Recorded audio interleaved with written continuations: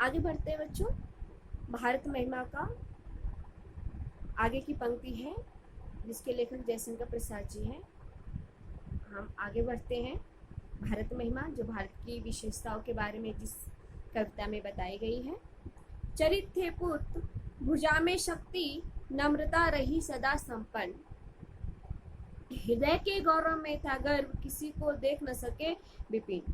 तो चरित यानी जिसका स्वभाव, चरित थे पुत्र, स्वभाव में ऐसे पुत्र थे जिनकी, भारत भूमि के पुत्र ऐसे संतान ऐसे थे जिनके भुजा में शक्ति था और नम्रता थी, जिनमें की भुजा में शक्ति और मन में नम्रता रही, इसी से वो लोग संपन्न थे। हम भारत के जो संतान हैं उनमें भुजा में शक्ति होती है और व्यवहार में नम्रता होती है, इसी से वो संपन्न होते हैं। सोने चांदी इससे इसकी संपन्नता नहीं होती है, बल्कि जिनमें नम्रता होती है, जिसमें दया होता है, भुजा में बल होने के बाद भी वो अन्याय नहीं करता है, नम्रता के साथ अपने जीवन यापन करता है, वास्तव में सबसे संपन्न यानी सबसे अधिक धनवान मूल्यवान वही व्यक्ति होता है। हमारे देश में ऐसे ही पुरुष हुआ करते हैं और ऐसे ही लोग हैं हमारे देश के। हृदय के गौरव में था गर्व, हृदय में गर्व था। किस चीज का गर्व है? कि हम भारतवासी जो है किसी को विपिन नहीं देख सकते। विपिन मीन्स निर्धन। हम भारतवासियों की ये विशेषता रही है कि हम कभी भी किसी को गरीब नहीं देख सकते, हम उनकी सहायता के लिए हमेशा तत्पर रहते हैं। ये हमारे देश की विशेषता रही है, हमारे देश की खासियत रही है। आगे बढ़ते हैं बच्चों। हमारे संशय में था दान, अतिथि दे सदा हमारे देव। हमारे संशय में था दान, अतिथि थे सदा हमारे देव, वचन में सत्य, हृदय में तेज, प्रतिज्ञा में रहती थी टेव। हमारे संचय, संचय मीन्स होता है जमा करना, जमा किया हुआ। संचय मीन्स जमा करना, अतिथि मीन्स होता है मेहमान और देव मीन्स होता है भगवान। प्रतिज्ञा, प्रतिज्ञा मीन्स जो प्रण करते हैं हम उसे प्रतिज्ञा कहते हैं। टेव मीन्स होता है आदत। आप लिख सकते हो बच्चों, आपके पास बुक है तो आप वहाँ पे लिखो। टेव मीन्स होगा आदत, आदत, और देव मीन्स होता है भगवान, अतिथि मीन्स होता है मेहमान, संचय मीन्स जमा करना। तो हमारे संचय में था दान, हमने जो भी संचय किया है, जो भी हमें संजो के रखा है, वो हम सिर्फ अपने लिए नहीं रखते बल्कि उसे हम दान करते हैं। और हमारे देश के लोग अतिथि को भगवान मानते हैं। संस्कृत में कहा भी गया है अतिथि देवो भव। अतिथि जो होते हैं, मेहमान जो होते हैं, वो भगवान होते हैं। ऐसे हमारे देश की परंपरा रही है कि हम मेहमानों को भगवान मानते हैं। किसी अन्य देश में ऐसी संस्कृति नहीं है। वचन में सत्य, और उनकी जो वाणी होती है हम भारतवासियों में, वो सच होता है, सही बोलते हैं, गलत नहीं बोलते हैं। और हृदय में तेज होता है, हृदय में किसी भी प्रकार का छल कपट नहीं होता है। और वो प्रतिज्ञा लेने की उनकी आदत होती है। हम भारतवासी प्रतिज्ञा लेते हैं और उस प्रतिज्ञा को मरते दम तक निभाते हैं। ये हमारी आदत रही है, हमारी संस्कृति रही है। हमने प्रतिज्ञा लिया है तो उसे मरते दम तक भी हम पूरा करेंगे। आपने रामायण में देखा है, रामायण की एक चौपाई है, रघुकुल रीति सदा चली आई, प्राण जाए पर वचन न जाई। बहुत अच्छी लाइन है कि रघुकुल, जो रघुकुल की रीत थी वही हम भारतवासियों की विशेषता है कि हम अगर प्रण करते हैं, हम अगर प्रण करते हैं, प्रतिज्ञा करते हैं तो उसे जरूर निभाते हैं। हम अपने वादे को, अपनी प्रतिज्ञा को नहीं तोड़ते हैं। तो इस लाइन को हम कैसे लिखेंगे बच्चों?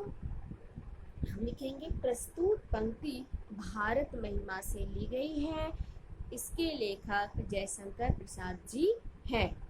प्रस्तुत पंक्ति में कवि कहते हैं कि हमारे देश के लोगों में जो संचय है, जिनको उन्होंने जमा करके रखा है, वो है लोगों का सम्मान करना, लोगों को दान देना और सच बोलना, हृदय में तेज रहना और प्रतिज्ञा करके उनको पूरा करना। ये उनका संजोया हुआ धन है, ना कि पैसे रुपये। ये नहीं है उनका धन, ये संचय किया हुआ संपत्ति नहीं है। उनकी संपत्ति है दान, भगवान मानना अतिथियों को, सत्य बोलना, हृदय में तेज रहना, निर्भय रहना और प्रतिज्ञा करके उसे निभाना।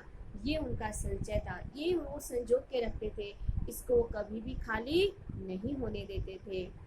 प्रस्तुत पंक्ति में कवि ने भारत के लोगों की विशेषताओं को बताया है। आगे बढ़ते हैं। वही है रक्त, वही है देश, वही साहस वैसा ज्ञान, वही है शांति, वही है शक्ति, वही हम दिव्य आर्य संतान।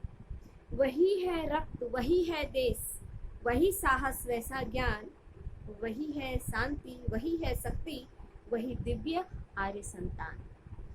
बहुत अच्छी लाइन है कि जहाँ पे, जिस धरती पे इस तरह की विशेषताएं रही हैं, उसी धरती के हम वासी है, उसी धरती के उन्हीं लोगों का, जिन लोगों में दान देने की, अतिथियों को भगवान मानने की हृदय में गौरव था और जो प्रतिज्ञा लेकर के पूरा करते थे, उन्हीं का रक्त हम में भी बहता है, उन्हीं वीरों का रक्त हमारे शरीर में भी बहता है। और वही यह देश है जहाँ पे इतने बड़े साहसी लोग रहते थे, और वही वह ज्ञान है जहाँ के लोग ज्ञान प्राप्त करके अपने तक सीमित न रख करके दूसरे देशों में जाकर के ज्ञान को बांटते थे। वैसा ही ज्ञान अभी भी हम भारतवासियों में है।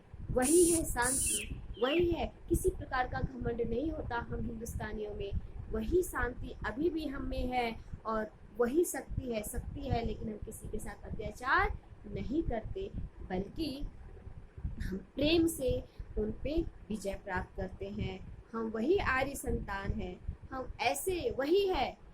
आर्य मीन्स हमारी भारत भूमि, तो हम उसी भारत भूमि के संतान हैं जिस भारत भूमि पे ऐसे महापुरुष हुआ करते थे। आगे बढ़ते हैं। जिए तो सदा इसके लिए, यही अभिमान रहे यह हर्ष, निछावर कर दे हम सर्वस्व हमारा प्यारा भारतवर्ष। बहुत अच्छी लाइन है। जिए तो सदा इसी के लिए, जिए तो सदा इसी के लिए, यही अभिमान रहे यह हर्ष, न्यौछावर कर दे हम सर्वस्व हमारा प्यारा भारतवर्ष। देखिए पहली पंक्ति में अभिमान, अभिमान मीन्स घमंड होता है और हर्ष मीन्स खुशी होती है। सेकेंड लाइन में है न्यौछावर मीन्स होता है त्याग करना, सर्वस्व मीन्स सब कुछ। तो हम जिए तो, कवि कहते हैं, कवि जयशंकर प्रसाद जी कहते हैं कि हम जिए तो इसी भारत भूमि के लिए जिए, और यही इस भारत भूमि के लिए जीना ही हमारा अभिमान हो, हमारा घमंड हो, यही हमारा हर्ष हो, यही हमारी खुशी हो कि हम इस देश के लिए जिए, यही हमारा अभिमान हो। और हम अपना सब कुछ न्यौछावर कर दे, त्याग दे, हम अपने भारत भूमि के लिए, हम अपनी भारत भूमि के लिए सब कुछ त्याग दे, न्यौछावर कर दे। ये हमारी खुशी की बात हो, हमारे लिए अभिमान की बात हो।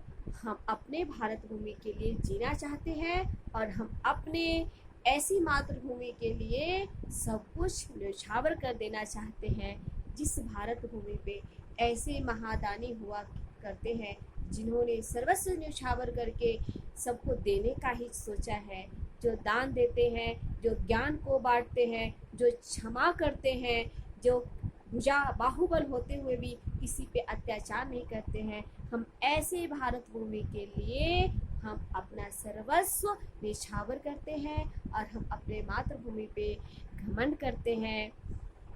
ऐसी हमारी भारत भूमि है। तो तो आप बच्चों ये जो भारत महिमा की जो पाठ है वो अभी ख़त्म हुआ है। तो मैं आपको एक चीज़ बता दूं कि कविता से कोई ना कोई एक क्वेश्चंस होते ही हैं जिसको आपको लिखना है।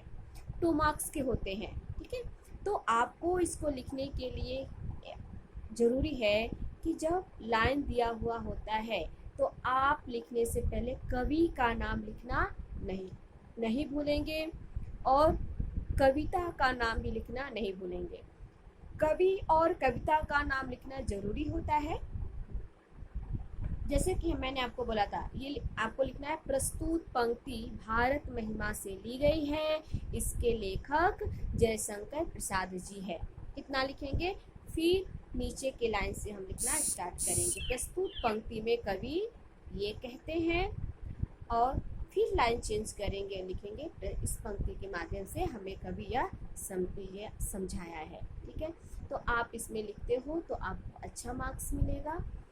अगर आप कवि का नाम नहीं लिखते हो और कविता का नाम नहीं लिखते हो तो आपके हाफ मार्क्स ऑटोमेटिक कट जाएंगे। इसके लिए कभी भी कविता को लिखते समय आप ध्यान दो कि आपको कवि का नाम और कविता का नाम लिखना ज़रूरी है, ठीक है बच्चों। आप इसे पढ़ो और एक बार जो हमने बताया है उसे अपने शब्दों में लिखने की कोशिश करो। ये नहीं ज़रूरी है कि मैंने जिन शब्दों में वर्णन किया है उसी शब्दों में आपका भी वर्णन हो। आप इस कविता को समझो और अपने शब्दों में आप इसको लिख सकते हो। Okay, bye. आगे हम मिलेंगे दूसरी पाठ में, जो है दूसरे पाठ का नाम है लक्ष्मी, गुरुवचन सिंह जी ने लिखा है। तो हम कल लक्ष्मी के बारे में पढ़ेंगे। बहुत अच्छी स्टोरी है, बहुत अच्छी कहानी है। चलिए हम कल मिलते हैं।